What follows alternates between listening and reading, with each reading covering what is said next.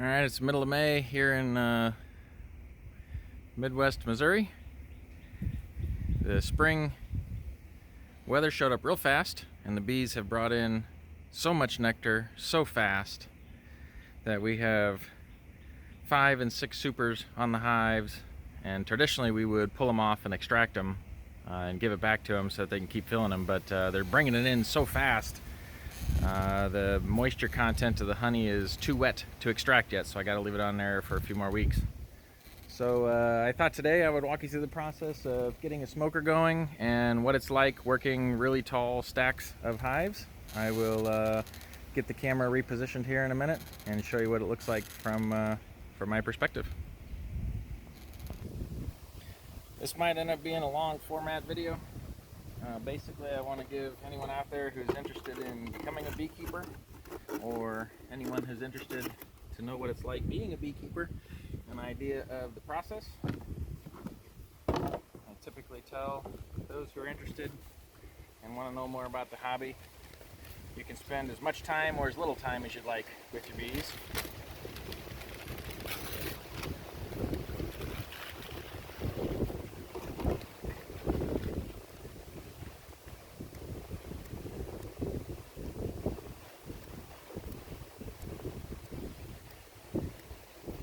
So what we're going to do here is get a smoker going in the wind. We've had a little bit of rain today, so it's a little windy. Let's see what kind of mood that puts the bees in.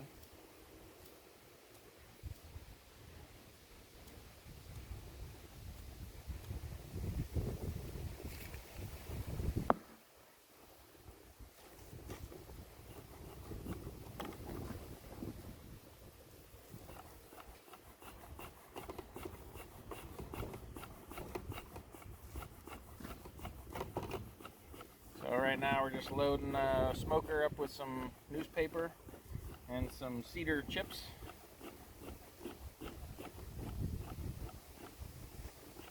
We want to get a good base going. Coals in the bottom here.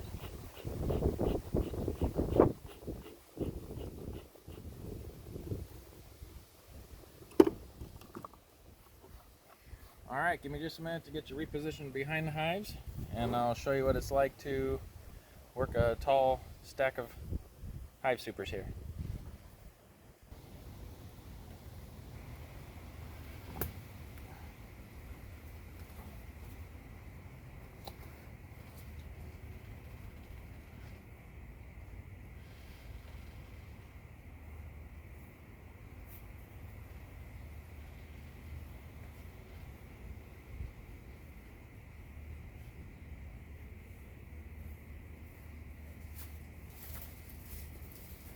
Okay, as you can see, I got my gear on here. What we're going to do is we're going to set up a step stool so I can get up to the top of the stacks, because they're going to be heavy. The boxes will be 40-50 pounds a piece. Lift them, set them off down to the side until we get all the way down to the 2 bottom brood boxes. What I'm checking for today is swarm cells. We're in the middle of swarm season, so I'm checking for swarm cells, trying to keep these colonies from swarming. I'm also checking to see if they need another super today or not. So give me just a second to get the step stool set up, and I'll be right back.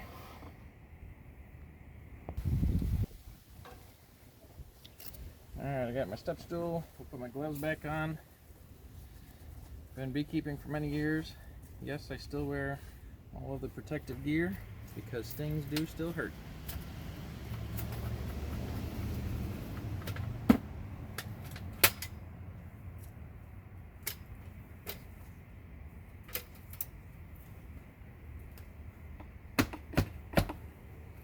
Oh, I forgot this one has a ratchet strap on it. When they get tall like that, I put a ratchet strap on them just to make sure they don't blow over in the wind.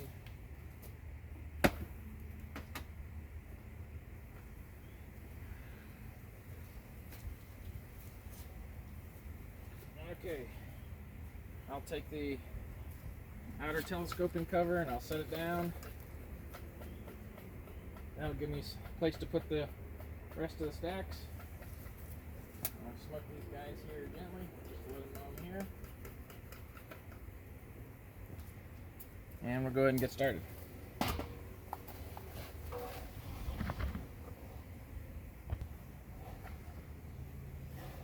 Okay, sometimes even a veteran beekeeper smoker will go out if you don't tend to it every couple minutes.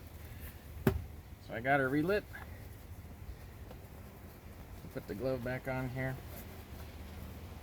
And we'll try smoking them again.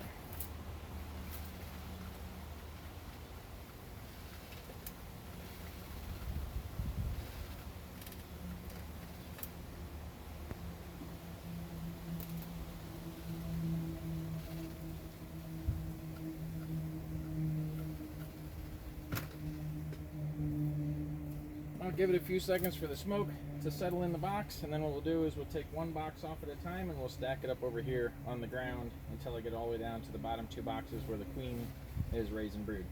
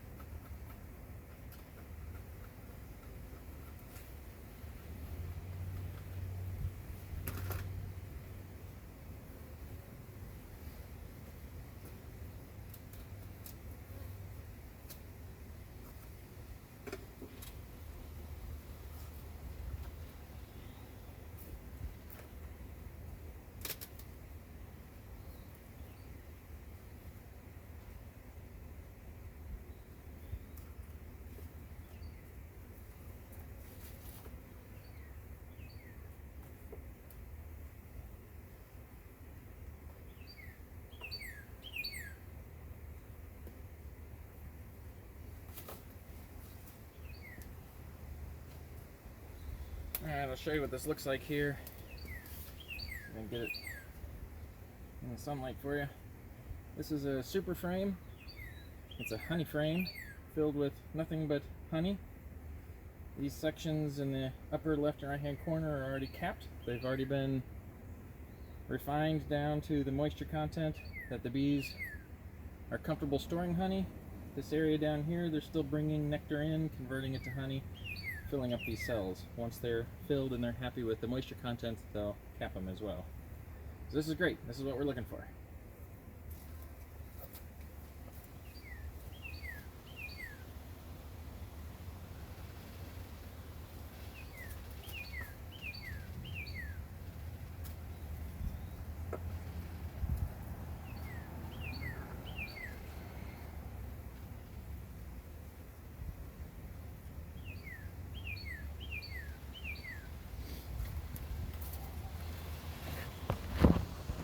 Alright, we'll bring you over a little closer here. I've got a box tipped up on its back. You can see here, this is a swarm cell. If we open it up, there's no eggs or larvae in it. That's good. This here is another swarm cell, nothing in it. These look like they're just cups. So what the colony does in the springtime is once they're healthy enough and they have enough bees, the colony will raise extra queens. Once the queens are far enough along in their development stages, the bees are comfortable the queens will survive, the colony will swarm, or a portion of the bees will get up and leave to go find a new home, and that's how the bees will repopulate colonies out in the wild.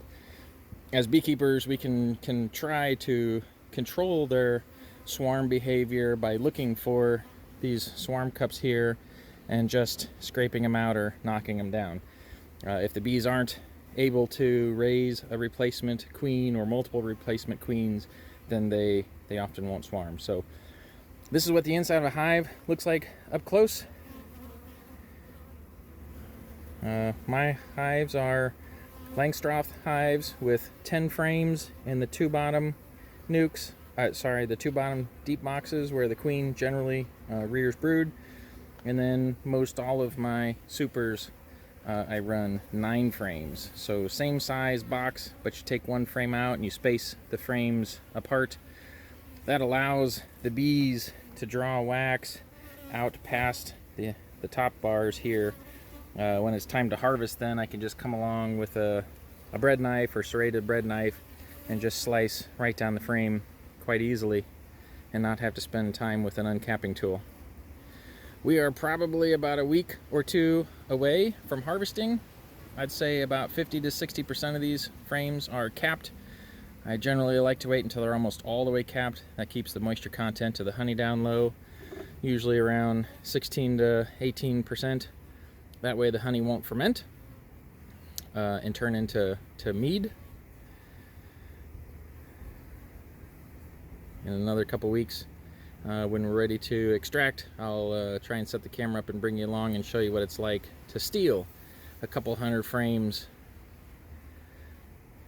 of honey from a colony, sneak that back inside to your climate controlled basement, and extract that honey out. And with any luck, we'll do it all without getting stung at all. So what I'm going to do is I will stop the video for here. I've shown you what it's like to take apart a tall colony. I'm going to look through these bottom 2 boxes and keep checking for any additional queen cups, cut them out if I see them, and then I'll put everything back together, and I will do the same to this other colony over here. If you have any questions, drop them in the chat. Otherwise, thank you for watching.